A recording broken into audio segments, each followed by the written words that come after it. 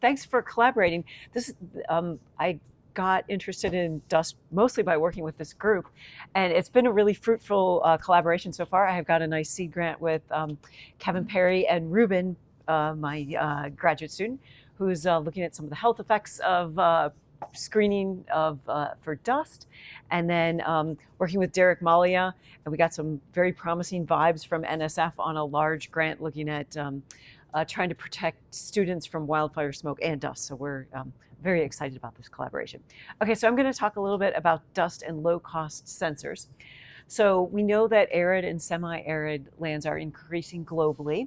But if we look at regulatory measurements of dust or PM10, they're sparse, and they're even sparser than PM2.5 measurements. We've got roughly half of the measurements of PM10, and luckily the state has some money to improve their regulatory monitors. But low-cost sensors, that's where I've been devoting a lot of my effort. Those have been really successful at helping people understand exposure to things like wildfire smoke. But it turns out those tend to be very ineffective at measuring dust. So if, for example, you looked at the purple air map on one of the days we were dramatically affected by dust, you'd be like, looks like air quality is great. I should go running. But why can't I see across the valley? Why are my eyes burning? So I'll talk a little bit about that. And then some strategies we have for a sensor that might be a little bit better and some opportunities. Okay, so just so you all know, why do most of these low-cost particulate matter sensors struggle with dust? Even though some studies will show these excellent correlations. So reference monitor, PM10, low-cost sensor, R squared of 0.9 looks great. We should do this. But in many cases, like if you looked at our inversion, most of our PM2.5, most of our PM10 is PM2.5, actually more like PM1. So you can get these really high correlations, but they're not in fact really measuring that. And then the manufacturers, they claim all kinds of things. So most of them will be like, oh yeah, we measure counts, we measure PM10. Most of them do not do any of that. So just buyer beware on that. Okay, so why don't they measure it? Okay, a lot of these sensors have this really little fan. It's like this big. Okay, so now if you've got wind blasting at 20 miles an hour, you're trying to get this little fan to make all those heavy particles do that 90-degree turn into the device, which is, let's see if I can actually use this. I forgot which button. There we go. Here, so you're trying to pull that air into the sensor. That's not going to work. And once it gets into the sensor, it actually comes in, and here it's got to make a 180-degree turn. So you're going to get a lot of impaction on the surfaces. But there's even a bigger problem than those two things. Okay, also the way these sensors are set up, they don't measure sort of a full 180 degree of light scattering. They've got a sort of a limited scattering range, and these larger particles tend to scatter in these low angles. So they've got a lot of forward scattering. So between those things, they're just not that great. They can catch a little bit of it. So I'll talk a little bit about that. So is there anything better? Yes, there's something better. But the problem is these low-cost sensors I was talking about, they cost like 12 to 20 bucks per unit. And that's great. You can embed it in a system, and now you're looking at like a device that's like $300. Okay, the problem is those don't really work for dust, so you have to get something a little bit bigger fan. This one actually has a straight shot through. It's called the AlphaSense OPC. Sebastian, who's been working with Kevin, has been using them out on the Great Salt Lake. They're still imperfect, but they do a lot better job. And they've got this big elliptical mirror on the top, so that allows you to catch a bigger array of scattering. So they work, but those bare sensors are like $500 bucks. So now you integrate them and you're looking at something more like $800 per device. But on the other hand, they do actually measure PM10. So Kamaljeet, the postdoc fellow in my lab, we set up a system where we actually generated monodispersed, so single PM10 particles. And we saw what happened.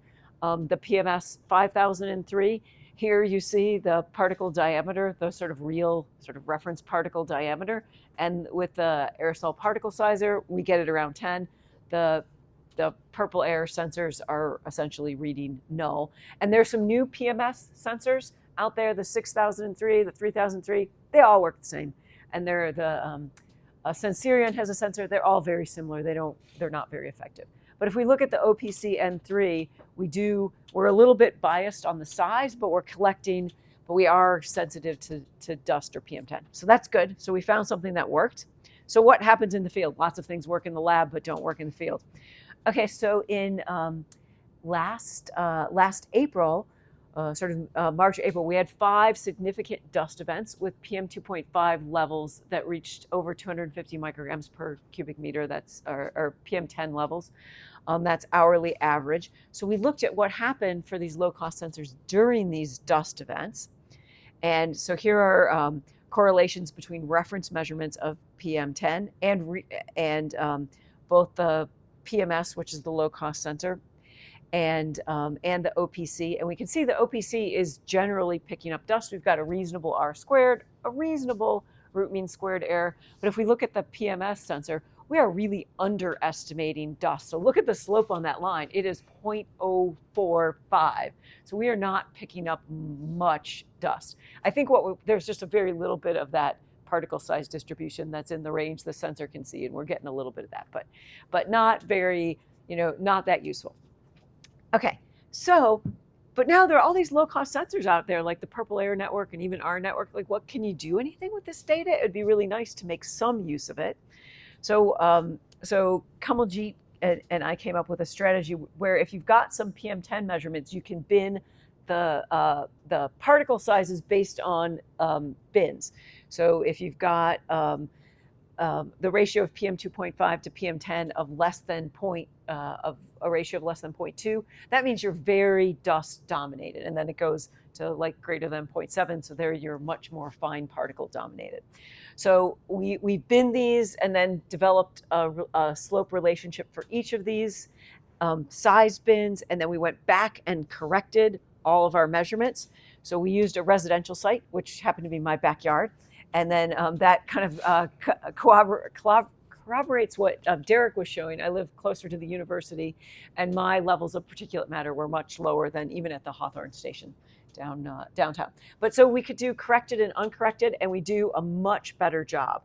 So if we look at the plant tower PMS, which is the sensor in the purple air, we're getting R squared of like 0.45. We can get that up to almost 0.8 using that size bin ratio corrected for that whole season. So it looks like it could be promising, but it'd be really good to get more data, maybe even from some other places. And then we did my site, and then DAQ had a different site where we applied the correction factor there, where from the other sites, and it worked pretty well too. So we think that might be promising. So our next steps is to work with folks like Ross Whitaker and Derek on modeling. So they did some preliminary modeling before we had this new method.